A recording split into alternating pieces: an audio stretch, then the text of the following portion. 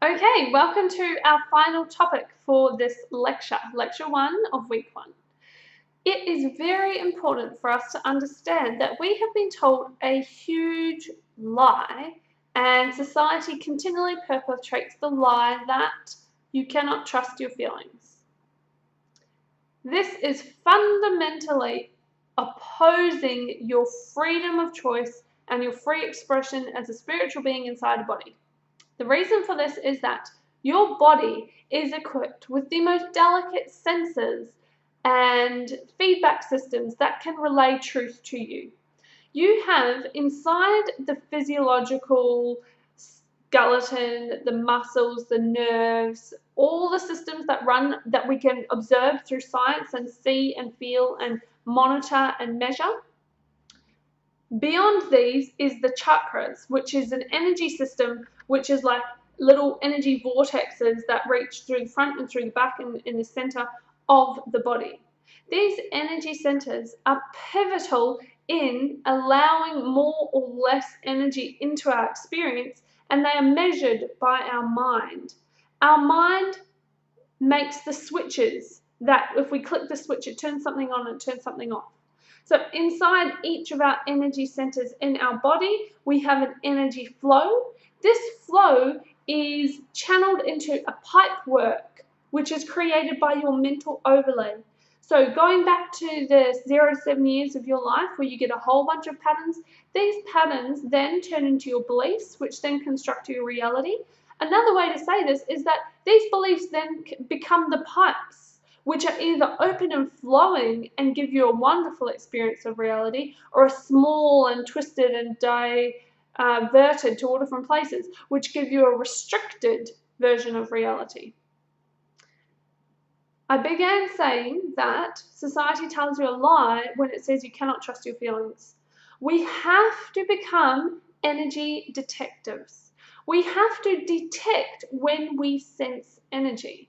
When we sense energetic movements, which is if you're stressed, if you have this thing in mind saying, oh my goodness, I'm so challenged, can I do it? It's going to send messages all the way through your system, which will affect all of the energy flows, which will then give back to you that level of experience. So when we detect the automatic pattern of stress happening in our mind, we must become aware of what it does. What does it do here? What does it do inside? Does this feel strong and open, like come at me? Or does it feel like, oh, I know, I'm worried and scared? What do your shoulders do? Do they go up? Do they go down? Do they go back? Do they go forward? What do your muscles do? What does your butt feel? Your butt is a huge sense of movement, forwardness, joyful movement, skipping, hopping, jumping. When the hips are relaxed, you can be pretty, you're in a good space, you're in a safe place, you're in a comfortable place. But when they're tight and when they're clenching, they're afraid, they're not in a state of abundance. What is your gut, your belly, most commonly accepted by society, your gut feelings? What is it telling you? Is it constantly in a knot? Is it constantly held like this? It's so important to understand this because this chakra, the sacral chakra down underneath your belly button, is the seat of your soul. So if it's constantly stressed, it's holding on to your creative passion. It's holding on to your ability to find solutions. So important to become an energy detective. So when you sit down, how do you sit down? Do you sit on one butt cheek? Do you sit all like ready to go again? Do you hide yourself behind your knees? Do you cuddle yourself or protect yourself? Or are you relaxed? Are you open? Are you at ease? Can you just move and sway? Or are you very rigid and very alert? So first and foremost, as an energy detective, you need to use that skill of awareness, but hone it to the actual sensations you are feeling inside your body. What are my shoulders feeling? What is my heart feeling? What is my face feeling? What are my eyes feeling? The eyes hold so much tension when we're stressed. And that's one of the ways when we're coaching, if I see your face, I can see it immediately, the space opening between your eyes when you actually catch on to something that is useful and enlightening to you, because literally this part of your face opens up. What about your mouth? Is it open? Is it easy? Is it flowing? Are your lips tight? Are you scared? Are you afraid to talk?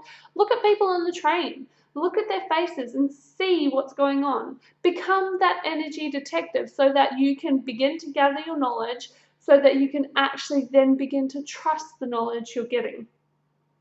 The reason we need to do this is because our body is equipped with so many sensors to give us the feedback we need to stay on track, to navigate our path, to find our unique pathway through this universe.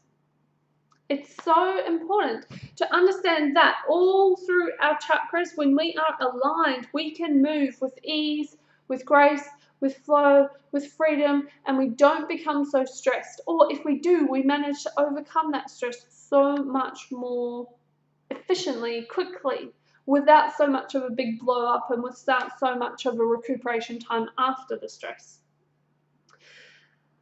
I will give you some physiological tips which you can monitor, which is your heart rate. Just take some time to get in touch with your heart. It's beating out a constant rhythm. It's your motor. It's going on and on and on for you to experience this lifetime. So take some time when you're just sitting, when you're talking with a friend or having a cup of tea, or before you go to bed at night, or as you're waking up in the morning, tap into your pulse. You can hold it in your hand. You can hold it on the inner side of your thighs, depending on your thighs. Some people yes, some people no. You can hold it in your neck. You can sometimes hold it in your temple. You can hold it in here. All these little places, notice them, feel them, become acquainted with them, because they're going to give you information. That's one of them. Get in touch with your heartbeat. The second one, which is kind of even more important than the heartbeat, which is the breath. If your breathing stops, everything stops. Secondarily, if your heart stops, everything stops. So get in touch with your breathing. How are you breathing? Are you breathing up high? Or are you breathing down low? Can you breathe into your back? Can you breathe into your sides? Can you actually move your rib cage when you breathe? Or is it just stuck in the middle? Can you do deep belly breaths and just feel down into your body? Or when you're breathing, do you get any restriction in your neck, or is it easy? Is it flowing? Can you breathe through your nose? All of this is pivotal in understanding how you are engaging with your reality. Your breath is fundamentally linked to your empowerment, because your diaphragm sits at the level of your personal power chakra. It's the yellow sunlight chakra, and it sits there and sends out like a mini sun shining in all directions, all around you, to everything. And if your breathing does not reach down into that space and stays up in only the heart chakra, you don't weigh in, and you don't have the personal power to act on your passion, your love, your care. Also, with the breathing coming through the throat, our expressions become weak and feeble when we do not breathe all the way down to our solar plexus and do not engage the diaphragm. By becoming aware of these things, you can moderate any environment. So you might already be very sensitive. You might already be an empath and have very minimal shields between you and everything else, and energy is permeating you all the time and leaves you run down. Or you might have really good shields, so you're very individual and you're not so empathic, which is fine. And you might be having an experience within your system which is locked up and tight. However, as you become an energy detective and start finding the messages in your body, finding the messages in your physiology, you will be able to walk into any room and read the energy. You will be able to go to places where there are energetic fields and perceive them. The ocean is amazing for cleaning our systems, because the ocean is full of salt, and it is like it's like the breeding ground of life. So much lives in the ocean, and so much comes from the ocean. So as we go to the ocean and we feel our experience in the water, or standing on the sand, or sunbaking, we can begin to read what our body's doing. And if we're at the beach and we're stressed out, we'll notice the contrast between what we are doing to ourselves and the difference of the environment, and that friction between the energy of the place and the energy of our internal reality. So by becoming an energy detective. You need to start reading what your body is giving you. As we develop the ability to read this, we're going to then know how to implement that more into your experience of your new reality and how to actually jump on these skills and ride them out so that they are actually working for you. But in the beginning stage, we're just going to become that observer, that explorer, that detective of energy. Don't be stressed out if suddenly everything seems painful or scary or a bit like, oh my goodness. It's been there all the time. You've been experiencing as you've been experiencing up till this time. And now that you become aware of it and give attention to it, it might feel as though it's amplifying and getting bigger.